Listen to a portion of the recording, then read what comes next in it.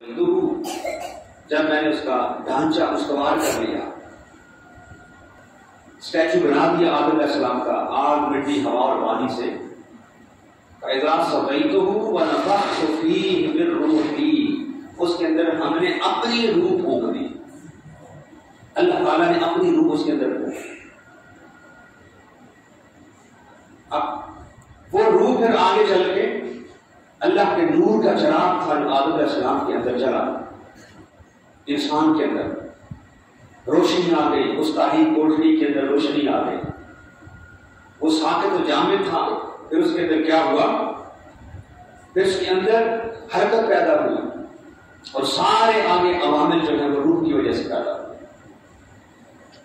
عرض یہ کرنا چاہتا ہوں کہ یہ جو قرآن ہے یہ الوہی ہے، اللہ کے الفاظ ہیں، اللہ کی صفات ہیں۔ آپ ہیں نا، میں ہوں، تو ہماری بھی صفات ہیں، ہمارے جو افعال ہوتے ہیں، ہمارا جو رنگ ہوتا ہے، گفتگو، چال، اخلاقیات، وہ ہماری سب صفات ہیں۔ لیکن اللہ کی صفات اگر دیکھنا چاہیں تو ساری کائنات اسی کی صفات میں سے ہے، لیکن ہر شہر میں تبدیلی آتی ہے، ایک قرآن ہے جس میں تبدیلی نہیں آتی۔ اگر کوئی رب سے ملنا چاہتا ہے وہ تو ہماری شارک سے قریب ہے، لیکن وہ حصی وجود نہیں ہے، محسوس نہیں کر سکتے اسے، نہ دیکھ سکتے ہیں، نہ چھو سکتے ہیں، نہ محسوس کر سکتے ہیں۔ تو حصی وجود اللہ تعالیٰ نے اپنی صفات کا ہمیں دیا ہے، اس لیے قرآن مجید ہے۔ قرآن اللہ کی صفات ہے، قرآن اللہ تعالیٰ کے احکامات ہیں، قرآن اللہ کی باتیں ہیں۔ صوفیاء کہتے ہیں کہ اگر کوئی یہ دیکھنا چاہے اور اللہ سے باتیں کرنا چاہے تو دو ہی طریقے ہیں، اگر اس کی سننی ہے تو قرآن پڑھو، اگر اس کو سننا ہے تو قرآن پڑھو، اگر اسے کہنا ہے تو نماز پڑھو۔ گفتگو میں دو چیز ہوتی ہے نا، یا آپ نے کچھ کہنا ہوتا ہے یا آپ نے کچھ سننا ہوتا ہے۔ تو فرمایا کہ اگر کچھ اس سے سننا ہے تو قرآن پڑھو، اگر کچھ کہنا ہے تو، اور فرمایا کہ سجدے میں جا اور میرے قریب ترین ہو جا۔ تو یہ دو چیزیں ہیں رب سے ملاقات کے لیے، قرآن اور نماز۔ اور قرآن کے نماز کے اندر بھی اللہ نے قرآن رکھ دیا کہ کچھ میں تو ہوں، کچھ اس کی سنو،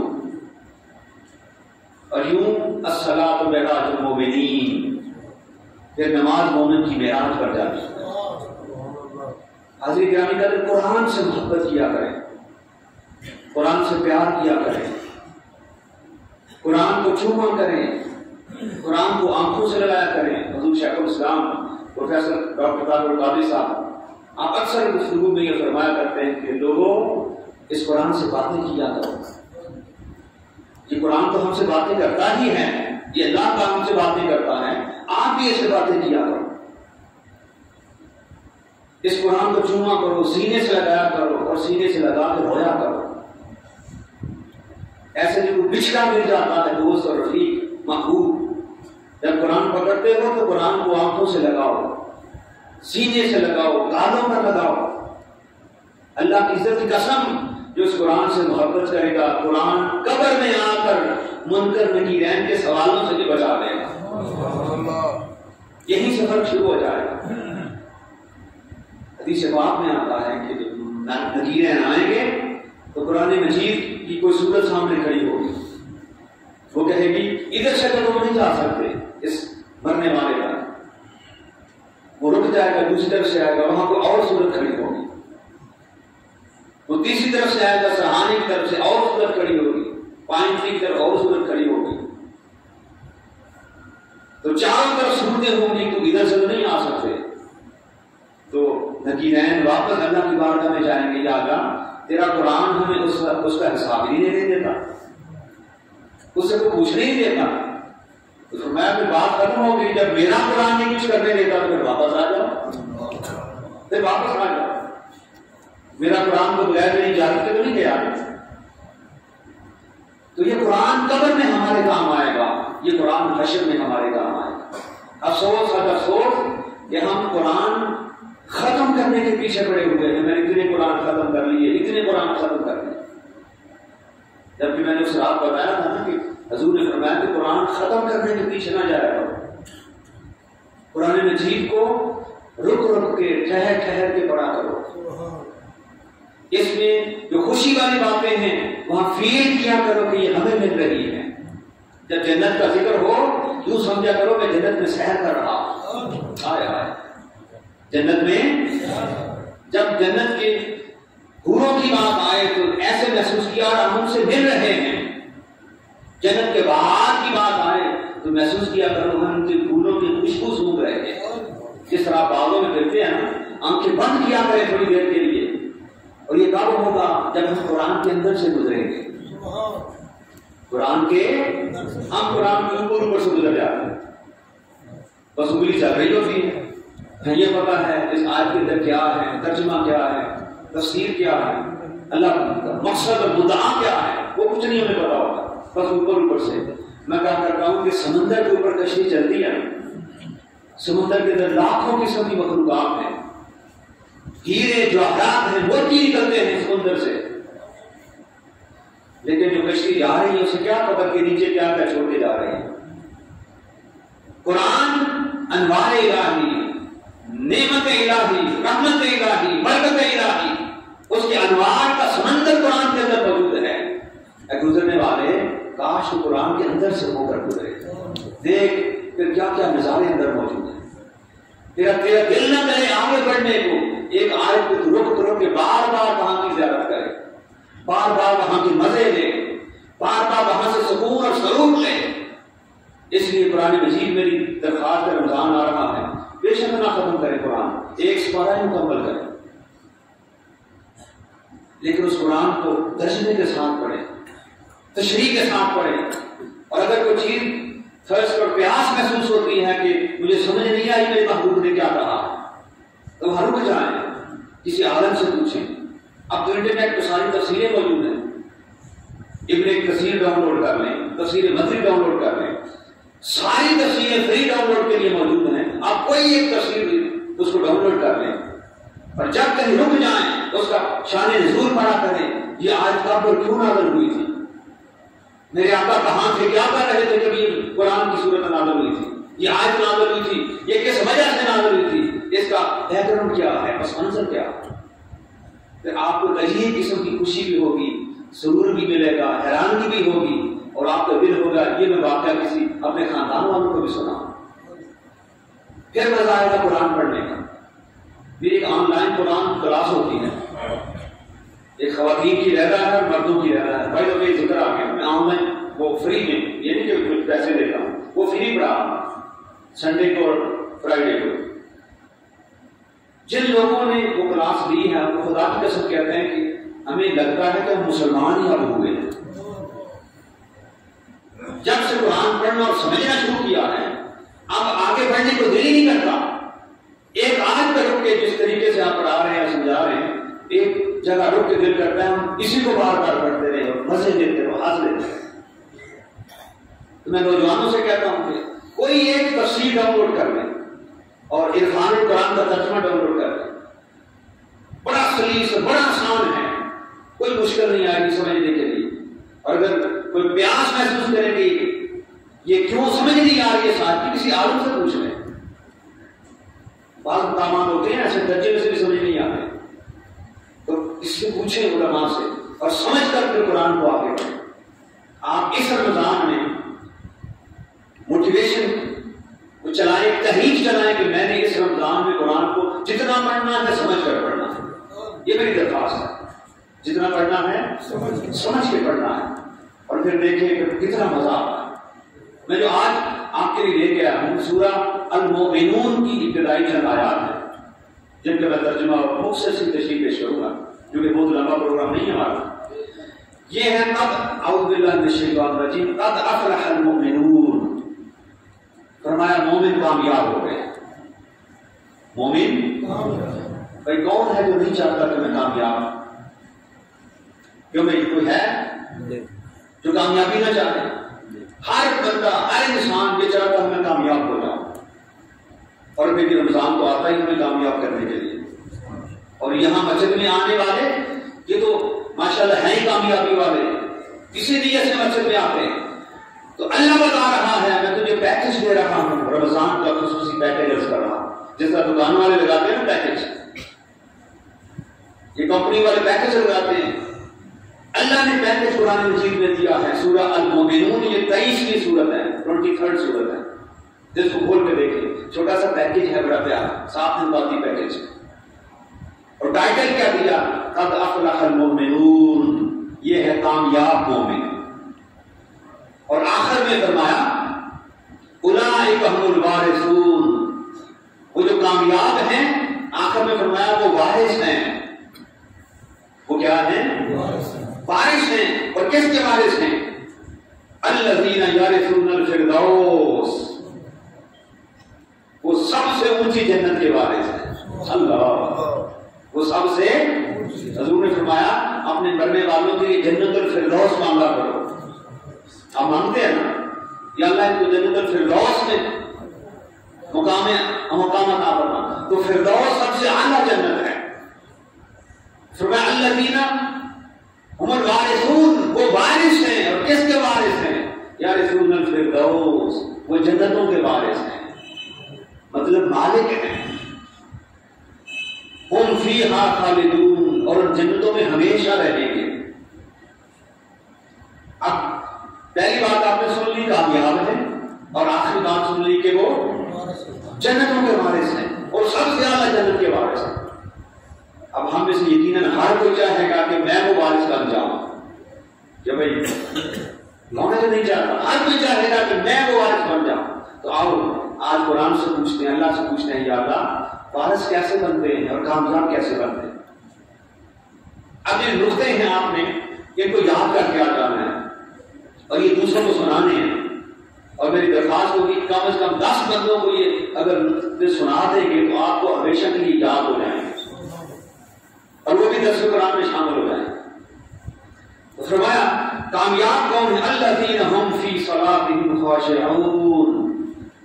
فرمایا وارث اور کامیاب وہ لوگ ہیں جو نمازوں کے اندر خاشعون، ان کے اوپر خشیت طاری ہو جاتی ہے. یعنی فرمایا صرف نماز پڑھتے ہیں نہیں، وہ اور لوگ ہیں، وہ کامیابوں میں نہیں آتے. جو پڑھتے ہیں نہیں پڑھتے، کبھی پڑھ لی کبھی نہ پڑھی، وہ کامیابوں میں نہیں آتے. اللہ اگلی بات کر رہا ہے.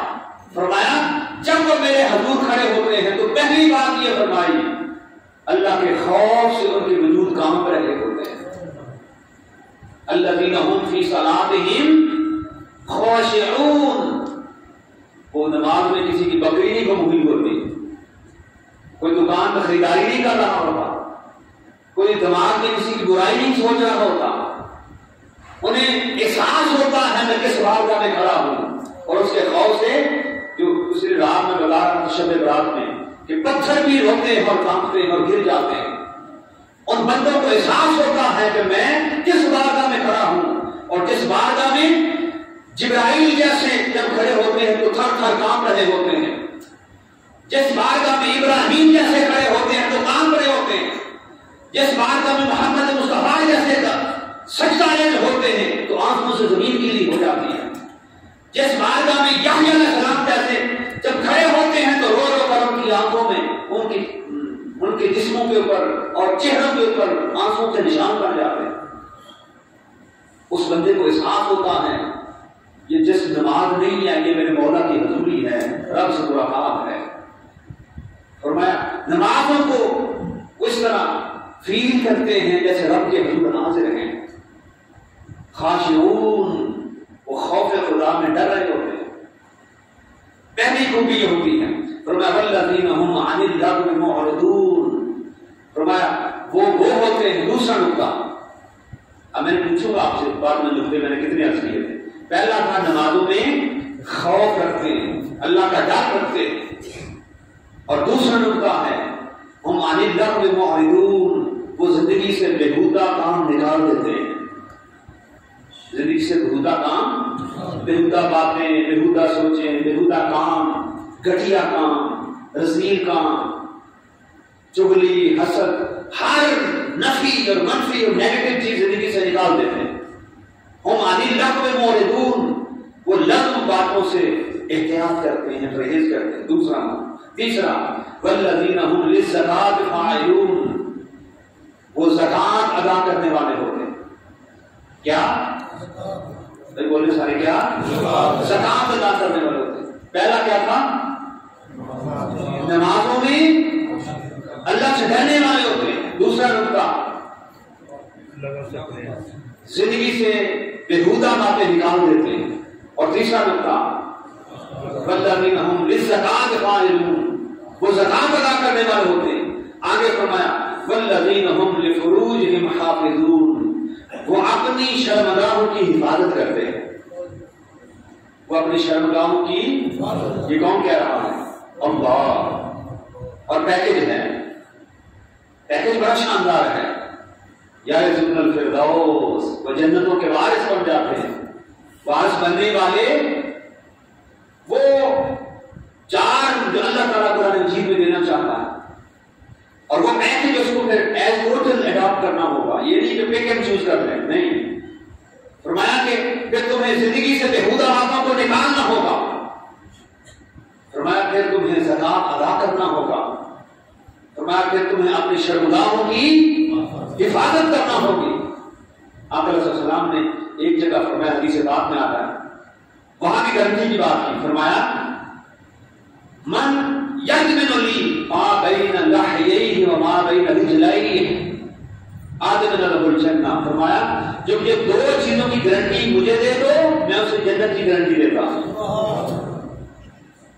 دو چیزوں کی گارنٹی تو مجھے دے دو میرے غلاموں، میں جنت کی گارنٹی دیتا ہوں۔ اچھا یہ اصل کون سی ہے؟ فرمایا جو دو جبڑوں کے درمیان ہے، یعنی منہ کے اندر جو ہے دو جبڑوں کے درمیان ہے، اس کی گارنٹی دے دو، اور وہ کیا ہے؟ زبان۔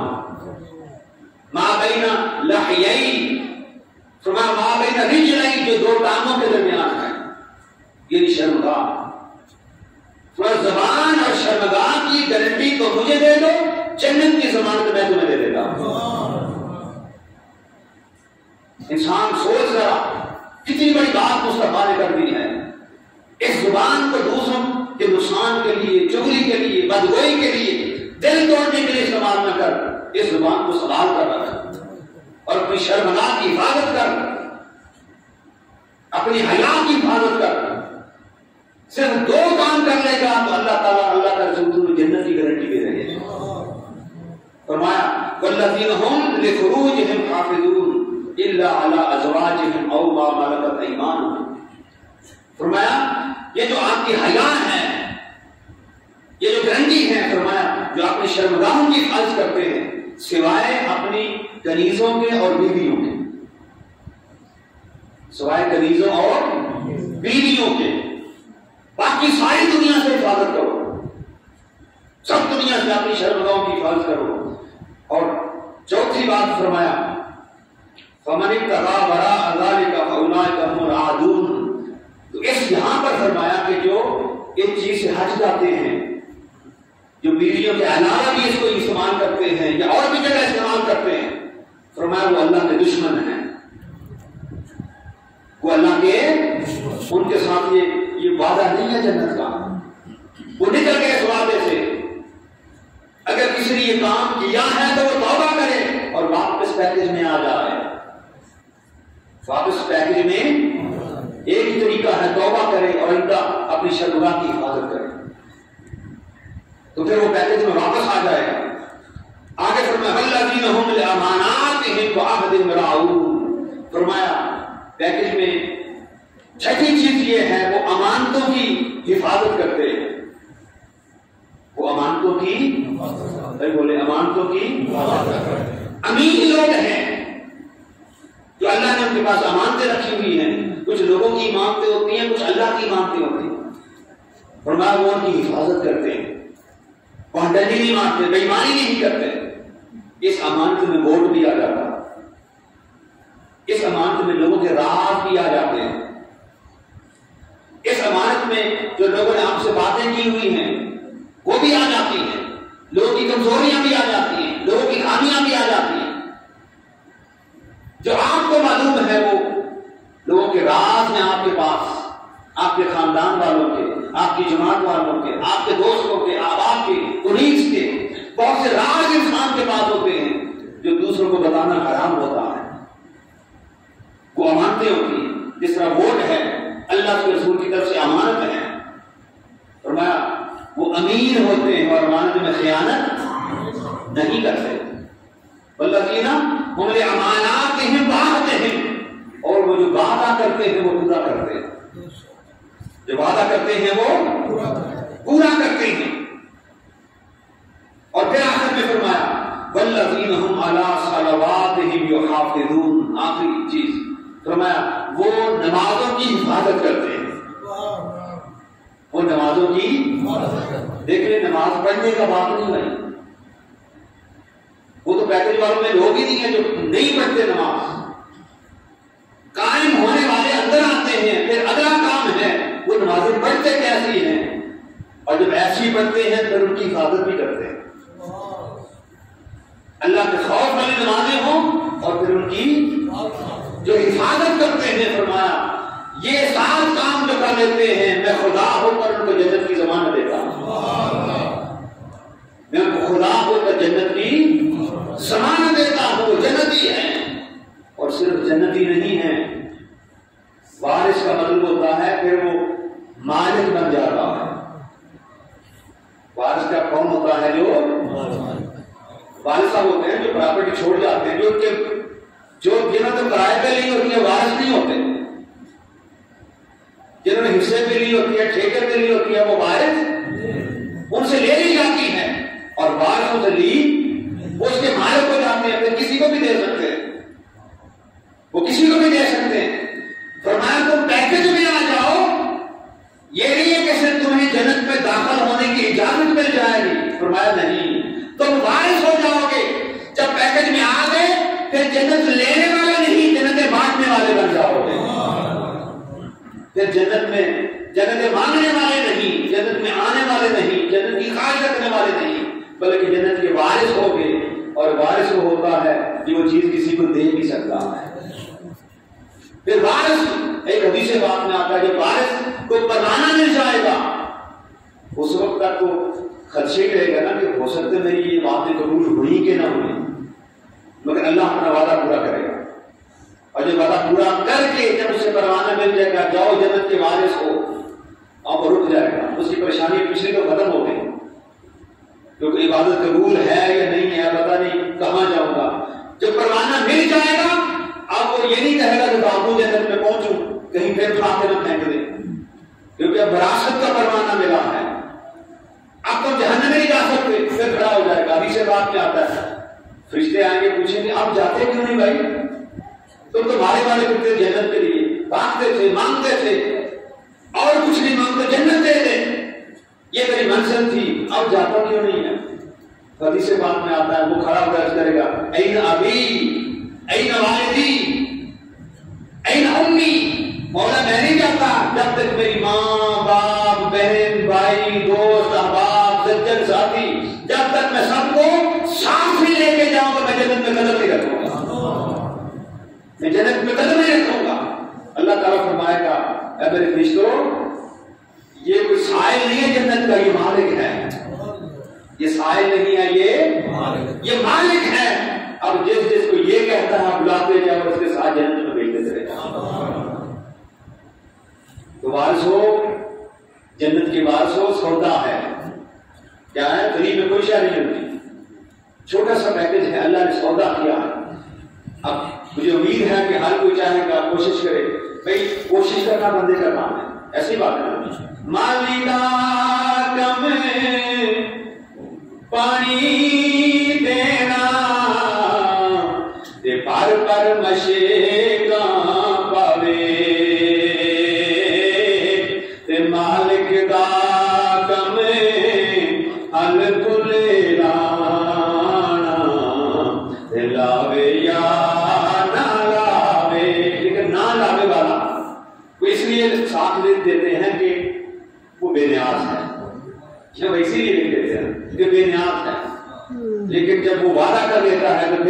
وہ نہ لاوے والا ختم ہو جاتا ہے. مالک داکم حل کو لانا وہ لاوے ہی لاوے. تو کہتے ہیں لاوے یا نہ لاوے. تو یہ اس لیے بول دیتے ہیں میاں صاحب نے غلط کلام نہیں لکھا, وہ عوام کے لیے لکھا ہے کہ ہر وقت خوف امید کی کیفیت میں رہو. یہ بھی حدیث بات میں آتا, یہ اس حدیث کا ترجمہ ہے لاوے یا نہ لاوے. وہ سب کچھ کر کے پھر ڈرتے رہتے ہیں ہو سکتا ہے تجھے نے قبول نہیں کیا ہے کہ نہیں. روز محشر وہ فرشتے جو اندر سے سجدے میں ہیں جب سر اٹھائیں گے تو ڈر رہے ہوں گے ہو سکتا ہے اسے یہ قبول بھی ہے کہ نہیں, اس کی شان کے لائق بھی ہے کہ نہیں, وہ ڈر رہے ہوں گے. تو لاوے یا نہ لاوے یہ حقیقت ہے کیونکہ وہ بے نیاز ہے. اور ابراہیم علیہ السلام کے سجدوں کے سامنے ہمارے سجدے کس کام کے ہیں؟ کیوں بھائی؟ محمد مصطفیٰ کے جو غار میں جا کر رو رو کر سجدے کیے تھے, ہمارے سجدے کس کھاتے میں کیا؟ اس کو اتنے عظیم سجدے کرنے والوں میں ہمارے گنہگاروں کے معراج شدہ سجدے کس کام کے ہیں؟ لاوے یا لاوے ٹھیک ہے, لیکن جب قرآن پڑھتے ہیں تو پھر کہتے ہیں مالک داکم خلق لانا او لاوے ہی لاوے. اور کیوں لاوے؟ کیونکہ اس کا وعدہ ہے. لیکن اس وعدے کے لیے ہم نے پیکج پہ عمل تو ہمیں نہیں کرنا ہے نا بھائی. اس رمضان میں جب یہ رمضان گزارے تو اس پیکج کو سامنے رکھ کر پورا رمضان گزارے. اب آج وہ پیکج میں کیا ہے میرے ساتھ دوہرا دیں تاکہ ہم بات کو ختم کریں. سب سے پہلی بات کیا فرمائی تھی؟ وہ اپنی نمازوں میں اللہ کا خوف رکھتے ہیں. اب نماز میں چلے جائیں, حدیث پاک میں حضرت عائشہ صدیقہ رضی اللہ عنہا بیان فرماتی ہیں کہ جب اذان ہوتی بلال اذان کہتے پس نبی میں تو ساتھ ہی گھر کا حضور کا فرماتی کہ اللہ اکبر کے لفظ سنتے ہی حضور کے جسم کے حال بدلنا شروع ہو جاتے ہیں. آپ علیہ السلام کے کیفیات بدلنا شروع ہو جاتی, جو اذان آگے بڑھتی حضور کا رنگ بدلنا شروع ہو جاتا, کیفیت بدلنا شروع ہو جاتی. عائشہ کہتی ہیں یہاں تک کہ ادھر اذان ختم ہوتی ادھر حضور پہ وہ کیفیات ہوتی کہ ہمیں بھی پہچاننا چھوڑ دیتے, گھر والوں کو نہیں پہچانتے. بار بار اتنا نماز سے پہلے اللہ کی حضوری میں چلے جاتے تھے, دنیا سے پہلے کٹ جاتے تھے. میں جان کسی بارگاہ میں رہا, آپ نے وزیر اعظم کے پاس جانا ہو, کسی بلاوا آ جائے گی میری وزیر اعظم سے ملاقات ہے, وہ کس طرح تیاری کرے گا؟ وہ تو ہفتہ پہلے خوشی کے مارے کو ہو سکتا ہے ہارٹ اٹیک ہی ہو جائے گی کہ کس سے ملنے جانا ہے. تو یہ کائنات کے سب سے بڑے بادشاہ کی بارگاہ کی حاضری ہوتی ہے. اس لیے نماز میں آؤ تو نماز میں خشیت پیدا کرو. اللہ اکبر کہے انسان تو یوں سمجھے کہ ناکے کان توڑ کر سارے جہاں سے ہم مولا وابستہ ہو گئے ہیں تیرے آستان سے, ہم تیرے حضور حاضر ہو گئے. مالک الملک روز محشر کے مالک کی بارگاہ میں حاضر ہو گئے. تو بتا رہا ہوں کہ پہلی نماز میں خشیت پیدا کریں, پھر کہیں نماز میں. اب آخری دفعہ صرف آپ نے کہنا, میں نے نمبر 1 2 کہنا, ٹھیک ہے؟ تو سب سے پہلی نماز میں خشیت پیدا کرتے ہیں, خوف پیدا کرتے ہیں. اور دوسرا لغو اور بےہودہ باتوں سے پرہیز کرتے ہیں. یہ چھوٹا سا جملہ ہے نا, بےہودہ باتوں سے پرہیز کرتے ہیں. اور تیسرا ماشاءاللہ زکات ادا کرتے ہیں. اور چوتھا ماشاءاللہ اپنی شرمگاہوں کی حفاظت کرتے ہیں. اور پانچواں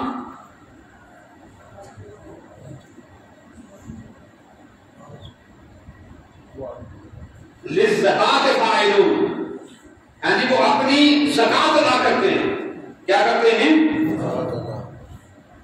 والذین هم لأماناتهم وعهدهم راعون, وہ اپنی امانتوں اور وعدوں, یہ دو چیزیں ہو گئی.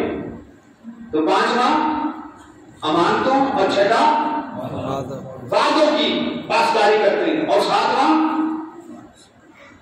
ہم للزکات فاعلون, وہ اپنی زکات ادا کرتے ہیں.